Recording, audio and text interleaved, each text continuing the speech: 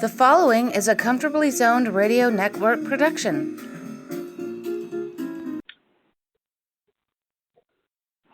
Thank you, Tally Olson. We are back. Retro Rangers in the Zone with George Grimm. George has a very special guest for us today. And before I hand the microphone over to him, I want to tell the audience what you're doing with the hockey news and Stan Fischler. Oh, yeah. I'm so proud of you for this, and tell the audience, if you would. Oh, well, I had a column basically published in the Hockey News today in Stan Fischler's Blue Lions column in the Hockey News about the 1972 Summit Series. I interviewed Jerry Ashkenazi, who was one of my favorite writers. He wrote a book called A Year on Ice many years ago, which was the best Ranger book I ever read. And I was able to interview him about the 1972 Summit Series. Wrote it up. Stan liked it, and he put the whole column in his column today. So I'm very thrilled about that. As well you should be. The Hockey News, for those of you out there that are uninformed and willing to learn, the Hockey News is like the sporting news used to be in terms of importance. It is the Bible of hockey, as was the sporting news with baseball. And you're playing with the big boys, George. Yes, I am. Happy to be there. All right. Introduce your guest, if you would. Okay, my guest this evening is an old friend named Mark Weissman, who was on a plane on September 11th, 2001, headed for Cincinnati, Ohio, and he ended up in a small town in Newfoundland called Gander, with about 6,000 other people and about 30 flights that were sent up there that awful day. Okay, welcome to the podcast, Mark. No, thank you very much, and congratulations on your article in Hockey News. Thank you. All right, before we start, let me just make the Retro Rangers connection here for people who are wondering about that.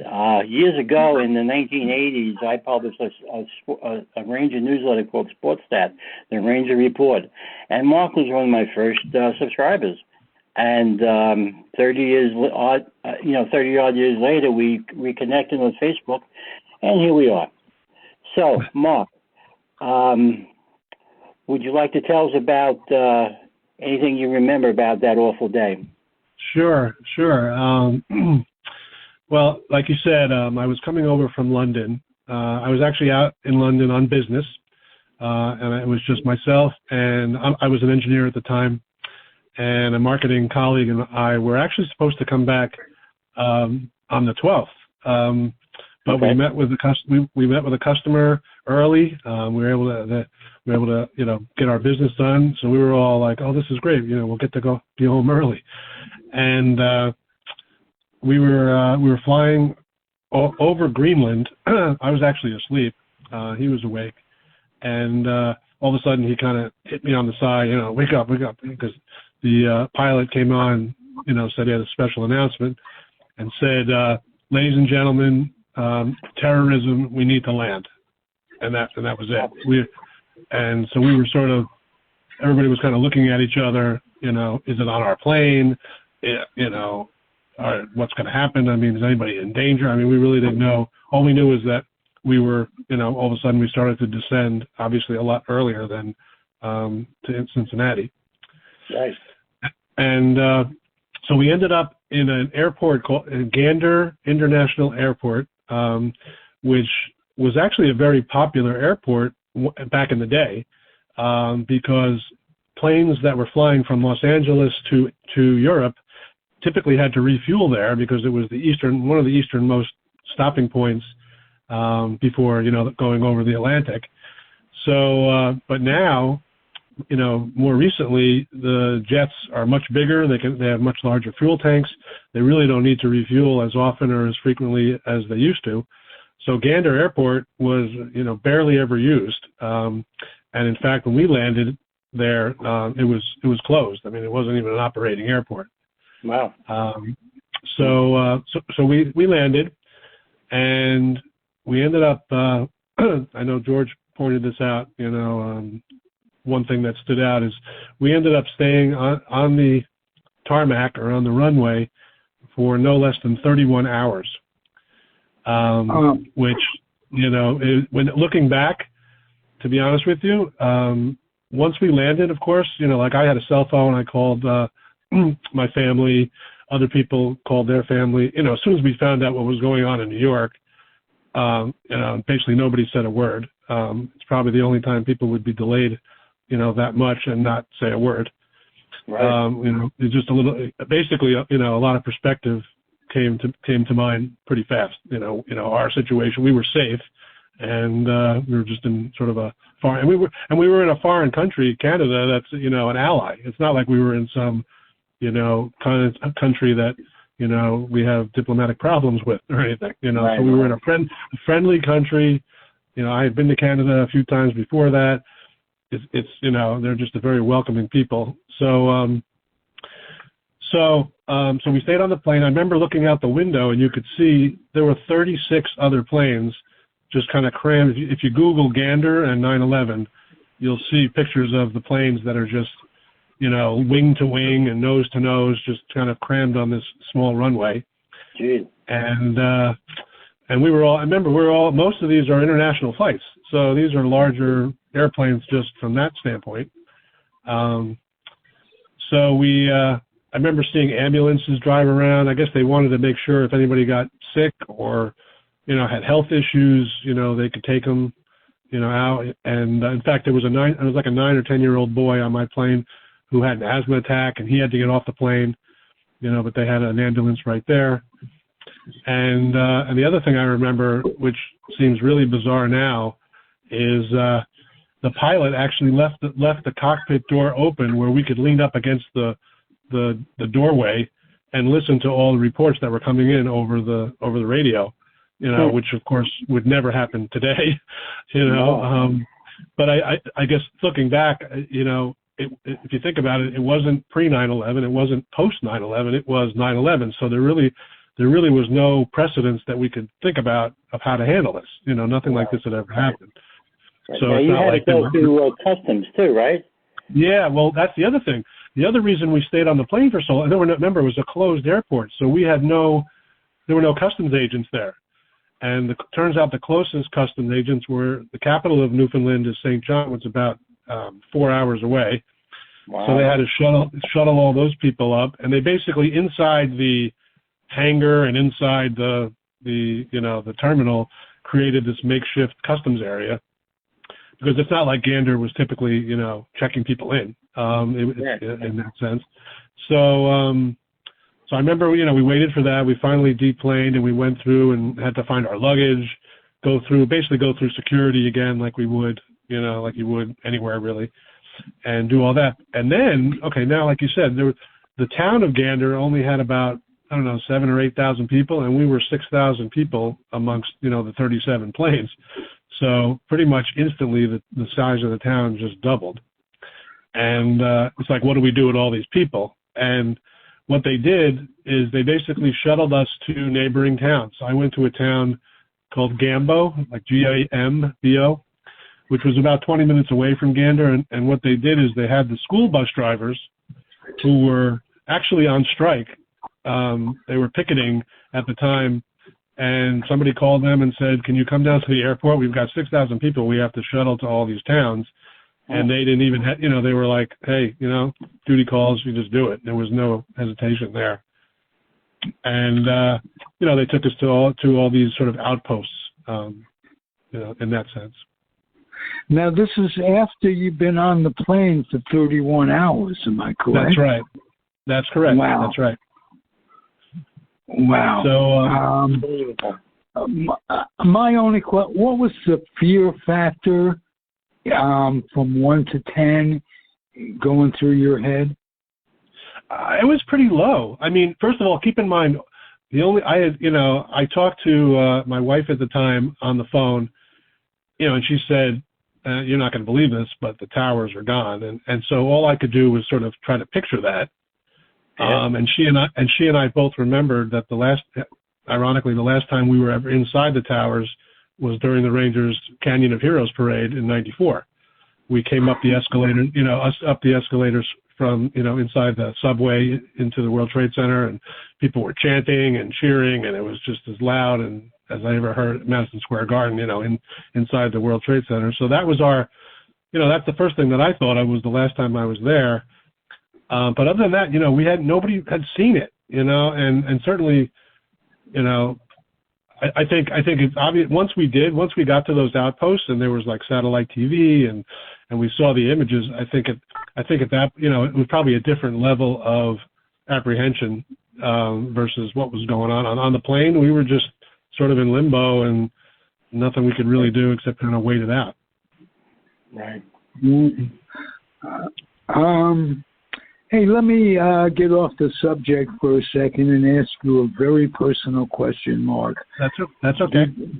Did you ever hold a GeoPass and run up the stairs of the old garden for 50 cents? No. I think that. No offense. I think that predates me. Sorry. Okay. But I know about it. I've certainly heard about it. I became a fan in 1970. I was 4 years old, and my brother and I have an older brother who was a big Eddie Jockman fan. My uncle had season tickets, and my earliest memory of the Rangers is actually sitting in my brother's room reading his Ranger yearbooks. And we used to read, different names, and I used to just laugh at some of the names, Sheldon Cannageezer and all these silly names. Yeah. I hadn't even seen. It took me. It was a couple of years even before I actually had seen a game. But I certainly read about the players. There's a lot of, believe it or not, there's a lot of stuff from those years that I still remember. I kind of threw Ron Gresser for a loop. I met him a few years ago, and somebody said, "Oh, this must be different than in Canada." And I said, "Oh yeah, Good Soil, Saskatchewan." He looked at me like, "How the heck do you know where I'm from?" And I said, "I used to read your yearbooks every year when I was little, and I remember, and I memorized where people were, Ulf Nilsson and all these bizarre countries, and for me, the interesting names and things." So that's where that started for me. It was in the early '70s. All right. Now you were in Gambo for 3 days, right? Because you didn't. That's correct. Yeah. Until Thursday or Friday, right? Tuesday through Friday. Yeah, that's right. Okay, what did you do for those 3 days? Well, the first day, the first day. Well, I should say, it really was. Now that I think about it, we landed Tuesday morning when it happened, but we didn't get off the plane until Wednesday, afternoon, really. So the first, honestly, the first day was on the plane. So then when we finally got to Gambo, I was in like a VFW hall, that kind of thing, sort of like a veterans hall where they had all the big screen, these were like the old style rear projection television screens, but they got satellite, and I remember watching, CNN and all that. So we spent the day there, and they fed us there. Then the next day I was at somebody's house. I remember that. I don't, we had people, in the neighborhoods just started taking people in. Oh, that's nice. So that was nice. They cooked for us. I remember having, soup and all this other stuff. They were, very accommodating. And then the last day, then I guess would be like Thursday into Friday. We were at the school. I slept on an army cot on the gymnasium of a local elementary school. They actually had us in there, and obviously that was a little different to get used to. But good thing was the schools all had computers, so that was the first time remember no smartphones. The cell phones we had were like prehistoric compared to what we have now. A little bit. But so you couldn't really check email. I'm sure I guess it had texting, but the in the school we could actually sit down at the computers, and that's when we were emailing my family and some of the people I worked with, and to let them, because our colleagues really didn't have much to go on. We were supposed to be at work, so Right. So we certainly had. It was nice that we could keep them up to speed as far as what was going on. Mm. Okay. Did you keep in touch with any of the other passengers over the years? Not really. I guess I know George had mentioned about there's the Broadway musical Come From Away, which is about this whole saga, and I've seen that play. It was excellent. And in that, and apparently it's all based on what really happened, because there are some sort of, friendships that were formed, even romantic relationships and things like that. So, and I know, like, there is a Facebook page called Gander 9/11 that I'm a member of, and I've, met people that way where I've shared the story, that I have, and then they start saying, they were there, but on a different plane or ended up in a different spot, so there's a lot of, it's kind of like the camaraderie you build with Ranger fans or sports. You just start it from sharing a common experience, and then we just go from there. Right. What about the people up there? Well, they all took you in and fed you and everything, but were they nice to you, or did they did you get the feeling that they were doing something that they thought they had to do, or I definitely got the feeling like they were just, I mean, to basically simplify, they were typical Canadians. I mean, I actually was just in Toronto 2 weeks ago, and I've been there 6 years. It's just like, there's nice, of course there are nice people where I live now, and there's nice people everywhere. Everybody just seems to go that little extra, make you feel like they know, and that's how it felt. I mean, remember, it wasn't like we're going to take a vacation to Gander, Newfoundland, So even as people were being nice to us, the whole thing felt very surreal. I always tell people it feels like you're in the Twilight Zone. I mean, it was almost like you're on a different planet. I mean, there's all this stuff going on, in New York and Washington, Pennsylvania, and here we are in, really the outskirts of, wherever. And it's literally, it was very rural. But they were just like very chatty and friendly, and like I said, took care of us. They even taught us, there were some traditions up there. I don't know if you ever read of these. There's a thing called screeching, which is, screech is a rum. What's that? Yeah, that's fun. Yeah. I was going to say it's actually something where you take the brand name of the rum is called Screech, so it's got it's like a 40-80 proof rum, I think, I forget. You take a shot of the rum, and then you kiss a dead fish. It's like really. I don't know where that came from, but. Fishing is like the number one thing up there. They're right in the area of all the, waterway. That's just a huge industry for them. So I guess the fishermen came up with this idea. So I didn't personally do it, but I did see people do it. So I was like, okay, that's pretty cool. All those crazy Canadians. Hey, let me just ask you, Mark, getting back to hockey a little bit. Sure. Who's your favorite all-time Ranger? Oh, that's either Brian Leach. No problem there. Okay. For many reasons. First of all, I actually live 20 minutes from where he grew up. Now, I didn't grow up in Connecticut. I grew up in New Jersey, but I've been in Connecticut pretty much my entire adult life.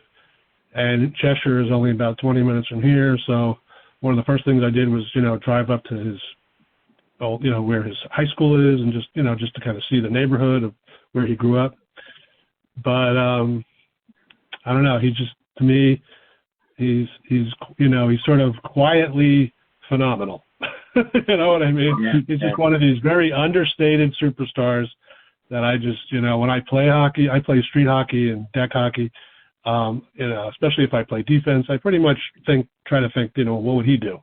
And, as far as, just the way everything he did, the way he anticipated the play, the way he shot, the way he played defense, the way he hit. I mean, the guy did everything you're supposed to do as a defenseman in the 90s, let's say, and just better than most, 2 Norrises, Conn Smythe Cup, Hall of Fame. I just took pictures of me in front of his plaque up in Toronto 2 weeks ago, and I hadn't been up there since he got inducted. And that was just unbelievable. It's different. Like all the other times I've been to the Hall of Fame, it's people that I know about, but I didn't really see, to see Messier and Leach, and including a guy I went to college with, Joe Newendike, and I were in the same college class, and he's in the Hall of Fame. It was like totally a different level of like, wow, because these are not just superstars and hockey icons, but these are people that I watched, for decades, and now they're in, it's just, it adds another level of appreciation. You know what I mean? The thing that I remember about what level of ice hockey did you play, and when did your career, so to speak, come to an end? Well, I never actually played. I played intramural ice hockey. I skate. I'm a pretty good skater, and I'm a very good hockey player. But to put the two things together is like another. For me, it's another challenge. I'm an okay. If I was a better skater, I think I would do. But the problem is, like, you have to skate like you walk if you're going to play ice hockey, and I'm not that good. But I'll play intramurals or pickup and things like that. But I grew up playing street hockey. Like I said, I grew up in New Jersey, about 20 minutes south of in Clark, New Jersey, near Westfield, Rahway, that area. And we had street hockey leagues, and I was out in front of, and roller hockey, I should say. I was in front of my house for hours, especially in the summertime. I got to say, most of my friends, I pretty much have only been a one sport guy my whole life. And, my friends were into baseball or basketball or whatever. And on summertime, I would just be out there. I didn't care if it was just me. I would just put on, I used to tape Marv Albert, radio calls, of the Rangers, and I would just play them over and over, and I would try to imitate the shots in front of my house, and it's like 90 degrees out, and humid, and I've got like a big gallon of water, and just skating back and forth, trying to be, Reijo Ruotsalainen or whoever. And so that's, to me, it was always about street hockey. And then I moved to Connecticut, and I had never heard of deck hockey before. Are you guys familiar with that? No. What deck hockey basically is street hockey in a rink, which is like, for me, the perfect combination. It's street hockey, but you play, in a built rink. It's not like in the street. It's got like a mat. The surface is almost like a wrestling mat surface, kind of a thin padding. But you've got benches and timekeepers and referees, and they, everything. It's just like, it was like my dream come true, really, to play. And it was only about 20 minutes away from me up in Waterbury, Connecticut, that I played. I played there for about 9 years. Unfortunately, that facility closed. There's still other ones in Connecticut, but they're too far to drive to be practical. And but I love that. I mean, we had 1 year where we won the championship, and they picked me as MVP, and I still have the trophies. I was like, it was just like, this is what I was just waiting for my whole life. You know what I mean? And I just started playing street hockey again a few weeks ago, as far as organized. It's not, it's like on a tennis court, it's nothing formal like what it was up in Waterbury. But I miss it. I love playing, that. So it's, it sounds good. So. Well, talking about playing street hockey, me and my friend Tom Brzezinski back in the day, it could be 90 degrees out, and I would be there with the pads on because I was a goalie, and he'd be coming down the street shooting at me, and if he would beat me, I would tell him to take that shot again, do that same shot again, and and we'd be dripping with sweat because we were the only ones, even thinking about hockey. I know. And here we were. We had a good time. Where were you? Where did you grow up, or where was this? I was in. This was on Zabriskie Street in Jersey City. Oh, okay. Jersey City, New Jersey. Okay. Well, two of my nephews. I have 3 nephews, all of which It's funny. My three nephews, their dad is an Islander fan, and I raised all three of them as Ranger fans. I was like, "You're not gonna. I don't care who your dad is. He's from Great Neck." I'm like, "No, sorry. I bought them like golf clubs when they were like 2 years old. I'm like, no, these are hockey sticks, and we're just going to play with them." And now they all still love it. We go to games together. They all played hockey in high school, and ice hockey. I mean, they were very good. But two out of the three of them lived in Jersey City at one time. That's why I mentioned them. Oh, good. So, yeah. Well, and Hoboken. Would you agree that hockey is a passion with you? Oh, absolutely. Absolutely. What would be a passion if there were no hockey? Oh, I have some other passions. I'm a musician. Okay. I play the piano. Good. I play the piano. And player. Oh, thank you. So I do that. And I'm just a big music, like my favorite band of all time is The Police. And I just saw Sting for like the 21st time a few weeks ago. He's just a great songwriter, musician, love his voice. So it just, that kind of was a natural thing. Yeah, but does he have a banner at the Garden? No, but well, all I could say to that is if Harry Styles has one, then I think Sting needs one. Harry Styles and Fish. There's a lot of people that deserve one, if that's the case. Okay. But whatever, we won't go there. I did. Ironically, though, you mentioned that when people ask what was my favorite concert, when the Police did their reunion tour, I was at the finale, which was at MSG, and that was like, you want to talk about worlds colliding. I mean, here I am, my favorite band, and Ranger Stanley Cup banners hanging above me, and I'm listening to the songs that I love. I was like, that was another one of those, like, it doesn't get any better than this.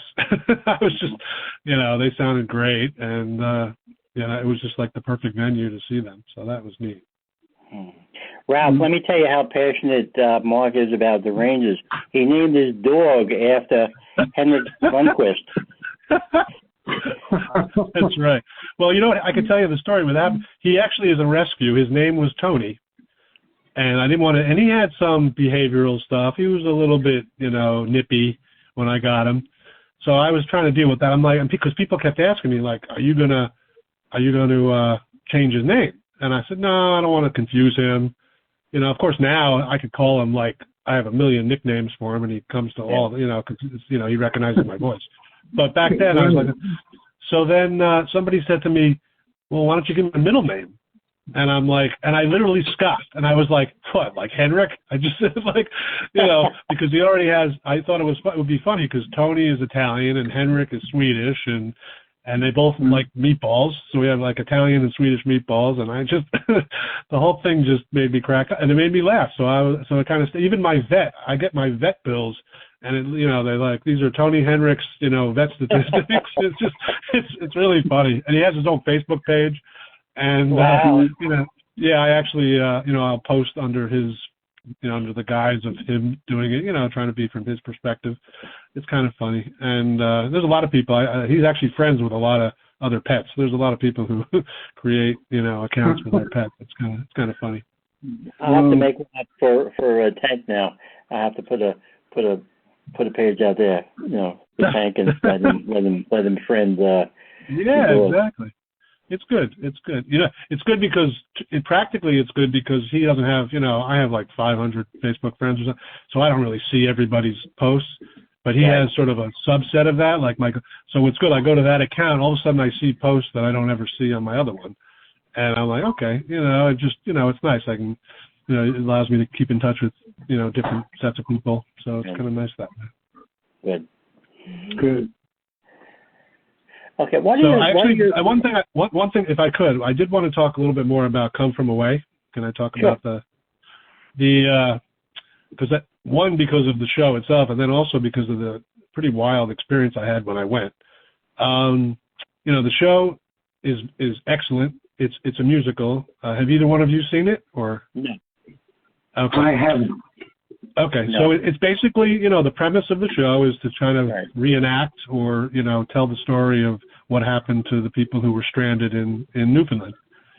And I got to be honest, when I first heard about it, that there was, I was more like shocked, like how are they going to do a musical about anything related to 9/11 that's like 40 blocks from where it happened? And apparently, you know, it did very well in San Diego, in Toronto, and I think they even did the show up in Gander. The actors went up there and performed it for the town. And to me, that all made sense. I was like, okay, but to do it in the backyard of where things happened, I just thought, man, that just seems really sensitive. You know, how do you do this?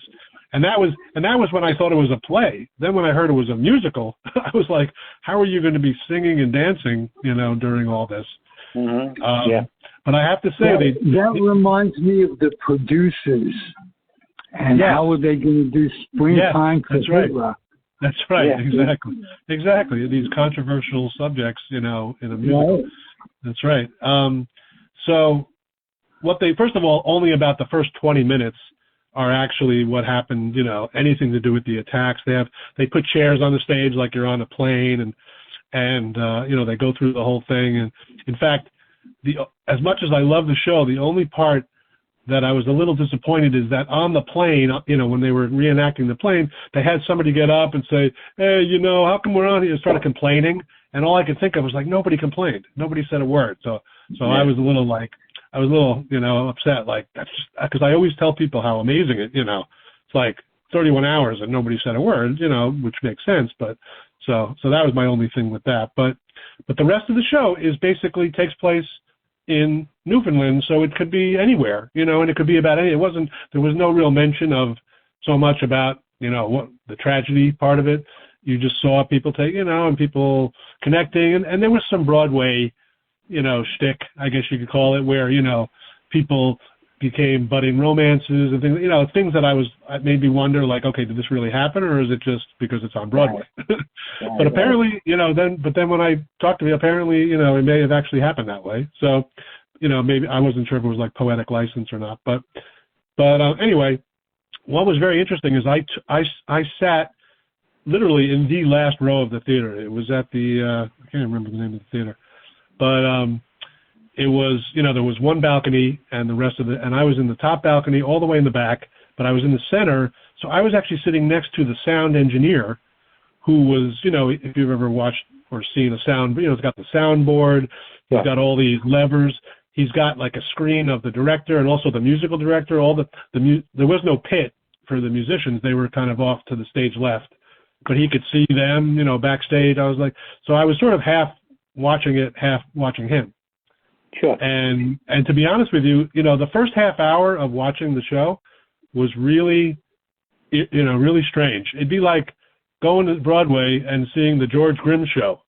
You're like, it's just like surreal that something you experienced is in a Broadway show. Do you know what I'm saying? Yeah, it's like, so it wasn't until it was excellent, well done, but it took me a while. It took me about a half an hour to kind of get lost, you know, and like, okay, like you would any other show, you know, now you're just, you know, you're less comparing in your mind. You're just kind of watching.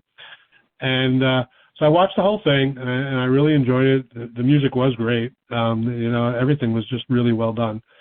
And, so when the show's over and everybody leaves and the sound engineer is like packing up, and I went over to his, you know, where he was, and I said, I got to tell you, I was really impressed watching, you know, you control like digital things and analog things. You know, I was sort of half watching you while I was watching the show, and he's like, oh, thanks. And he was like explaining the, you know, the ins and outs of what he does. And then about 10 minutes into the conversation, I said, oh, and by the way, you know, I was there and I was one of the passengers there. So then he just he changed from being like the teacher, you know, and now he's asking me all these questions. You know, what happened? Was the show a good, you know, is this a good representation? You know, is that how it happened? And told him. So we started to talk a little bit more. Next thing I know, he says, wait right here. And he left and he went downstairs and he came back up and he said, come with me. And I was like, okay. And he took me backstage, which was the really cool thing. And what they had off the stage right, they had every city flag that housed people, you know, in Gander and all the surrounding towns. Each city sent their own flag in as like inspiration to the cast. It was like this really cool thing. So backstage, you could see, you know, it was just really nice touch. And I could imagine, you know, what that must do for the cast. And I had also mentioned to him, that I was a musician. I was, interested in he said, oh, so come with me, on the other side of the stage, I could show you all the instruments. So he walks me across. I get about halfway across the stage, and I'm like, wait. And I'm like, in my life, I've never been on a Broadway stage and probably never will, so I had to take a picture. so I turned, and I faced the, there was no audience. It was an empty theater, but I took a picture. I was like, okay, now we can go. And he showed me, there was like a harpsichord looking thing. There was like all these instruments that I had never seen before. And after we were done, I started to walk, there's always the stairs that take you down the stage to the audience. And he said, oh, no, go out the side. So I go out the side. It says stage exit.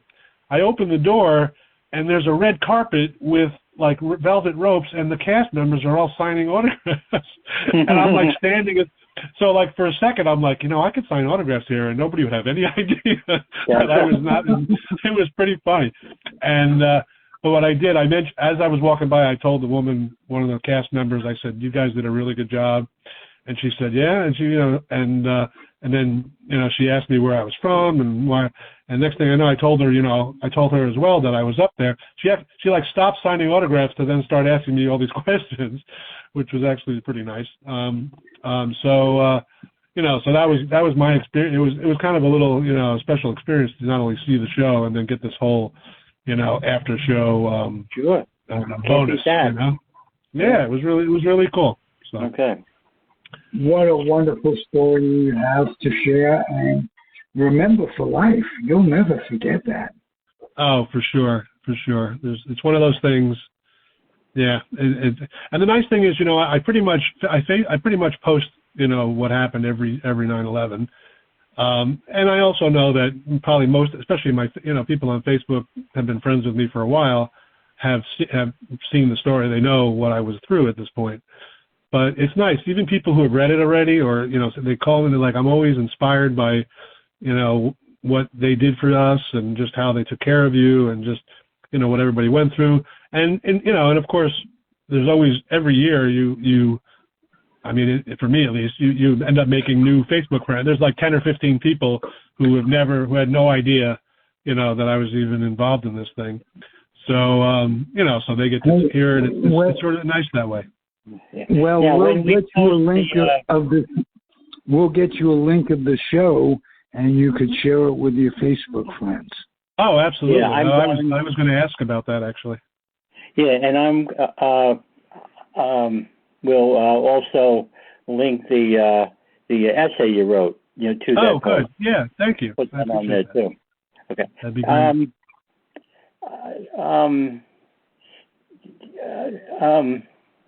The only thing I want to ask you is now, was there any apprehension about getting back on a plane to go home? No, not really. I thought about that, and I think we were just so anxious to get home. In fact, remember that last day that I was there, I was at the school. So I was literally, it was like 9, it was in the morning, I remember that, and I was taking a shower in the gymnasium shower, of the school, and the guy who I was out there with came in and said, our plane's ready, we're going. They had actually made a list online. You could see where your plane, where your plane was sequenced as far as which planes were taking off, first, and once they decided, once the airspace was cleared. And we were one of the first ones to land there, but because we were sort of in the way, we were basically, we had to get out of the way. We had to take off first because to make room for the other airplanes to get off. So we were one of the first to leave. And,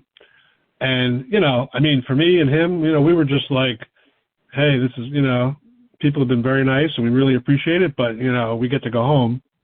And so I didn't even think if anything, maybe, since then, now that you have time to absorb it or other experiences, as far as, apprehension about being on a plane, just natural turbulence will make me apprehensive, Yeah.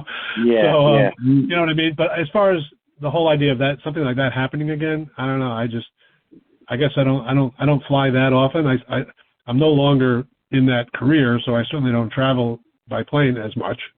Right. And, you know, I guess you just try to keep things in perspective and try to do, you know, prepare the right way and all that kind of stuff. But it didn't seem like the people, you know, I don't think we were the only ones. I think everybody, like I said, it wasn't post 9/11. I think it wasn't until probably a few days or weeks after that it really sank in, you know, what happened and what needs to happen in the future, and it was so I guess that's my take on it. So the aftermath is what is when it hits you. Yeah, I you know, it's funny because I mean, obviously it's a story. The nice thing is my 9/11 memory is a very positive memory. You know, most people, if you mention 9/11, especially people in the New York City area, which is where I live, you know, the metro area, you're gonna, you know, it's either, hopefully, you know, it's not either some form of tragedy or just a lot of tension and nervous, you know, some level of just, you know, not a happy thing, obviously.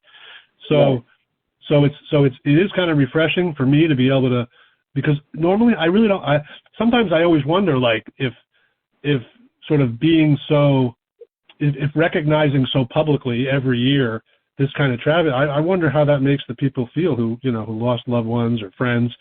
You know, it's like if you know, to have that be such a public thing every year. I always wonder if you know, it's like you don't want anybody to forget about it. You certainly would never want it to happen again. So I get that part of it, but there's the sort of personal, you know what I mean? The connection like one person may have, almost like, you know, post-traumatic stress. I mean, like does that just rekindle thoughts that they're trying to recover from? You know what I mean? Right. Yeah, keep reminding them about it. Yeah. Exactly. I mean, if my parents, you know, my dad passed a long time ago, you know, and I certainly honor him or remember him every year and all that, but that's just me, you know, or maybe but I can't imagine if it was on the front page of a newspaper every year. I mean, that's just totally different level of, you know, grief, you know, coping with grief, I guess. Good. Mm. Okay. Well, I'm just listening to you guys, and what a story, Mark. Thank you. Oh, you're very welcome. Thank you again for having me. This has been very interesting story. Yep. I appreciate it. I'm having you on. Well, the only thing that would have put humor into this, if you signed the autographs at that show as Leach, Brian Leach. That would have been hilarious. People would have gone home and they would have said, you know, that was really fun. I tell you, it really, you know, if that ever happens to me, if that ever happened again, I think I would do it. But I actually thought of it, and I'm like, no, I can't do that. That would just be like, but the only reason it was doable is because there were no real stars in the picture. It wasn't like, you know, whoever, you know, these were all up and coming actors, or at least, you know, no top name marquee type of actors and actresses. So that's actually made it even more feasible. I was thinking, wow, I mean, nobody really knows here. They're just, remember, you know, they're just like, oh, you were in a Broadway show. Can I have your autograph in case maybe you become somebody more famous? I guess that would be, but that would have been absolutely hilarious. I couldn't do it. As you know, the people were you know, riding home on the train. You know, who'd you get? I got this guy. I got this guy. I got Brian Leach. Well, then, you know, it would be really funny because then, meanwhile, you know how many times I post Leach's autographs on my Facebook page, and they'd be like, "Wait a second, that's not his autograph." Like, how come that look? Although maybe at this point today, I could probably, you know, forge it pretty well. But you know, back then, but you're right. That is pretty funny. I'll definitely remember that. That's pretty funny. I'm glad to make you guys laugh, because you didn't make me laugh, but you entertained me, guys. Wow, Mark, what can I say? I'll remember this story forever. So I'm sure it's well embedded in your brain. Oh yeah, for sure. It's like, you know, to have lived it, yeah, it definitely. Like if I heard the story from somebody else, I don't know if I could even grasp it. You know what I mean? It's like, even when I tell people about it, it's first of all, it's not like it happened and there was nothing going on, right? Imagine if something happened and there was no real tragedy. You would still be like, all these people, landed in, wherever, Siberia, and while everything was at peace and there was you would still be kind of like, it'd be like like those movies, like Alive, where they have people who were trapped and things like that. But to have it happen, sort of the other end of the spectrum compared to what was going on, is, I think, makes it even more memorable, at least to tell it for sure. Hey, imagine losing weight at the dinner party.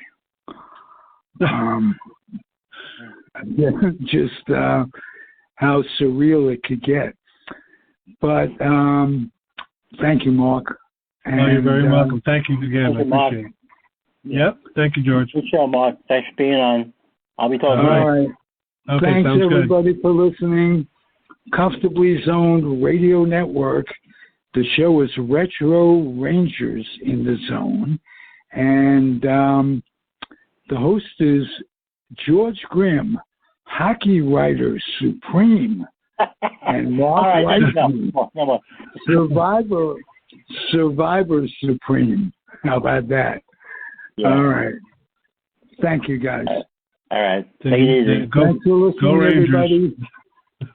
Absolutely. Go Rangers. You were going, what Leach did. He won Norris Cups here, and he won the Stanley Cup. He won the Stanley Cup. It was all our lives. We were waiting for that. So let's put it all into perspective. All right, my friends. Thank you again. Bye-bye. Thanks for listening, everybody. Adios and happy trails. The proceeding has been a Comfortably Zoned network production. You are advised to keep your dreams wet, your humor dry, your children and grandchildren out of military recruiting offices and off the laps of clerics who wear dresses. Thank you for listening, everyone. Happy trails.